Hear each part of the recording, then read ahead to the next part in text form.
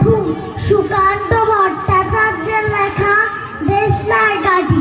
আমি একটা ছোট্ট দেশলাই কাঠি, এত নগণ্য হয়তো চোখেও পড়ি না, তবে যেন মুখে আমার উসখুস করছে মারুদ, মুখে আমার জলুর মারুদ দুরন্ত উচ্ছ্বাস।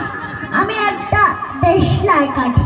মনে আছে সেদিন হুলস্থুল বেড়েছিল, ঘরের কোণের জ্বলে উঠল আগুন, আমাকে অবজ্ঞা ভরে না লিভিয়ে চলে ফেলায়।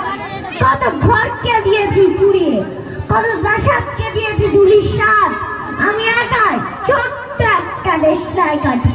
আমার বউ রাজ্যকে দিতে পারি ছাড় খাড় করে, তবু অবজ্ঞা করবে আমাদের।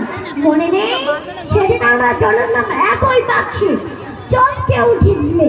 আমরা শুনেছিলাম তোমাদের বিবর্ণ মুখের আর্তনাদ, আর কি অসীম শক্তি তা তো অনুভব বন্দি থাকবো না তোমাদের পকেটে পকেটে।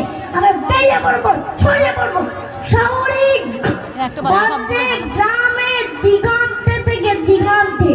আমরা বার জ্বলি নিতান্ত অবহেলায়, তা তো তোমরা জানোই, কিন্তু তোমরা তো জানো না। তবে আমরা চলে উঠবো সবাই শেষবারের মতো। আসসালামু আলাইকুম।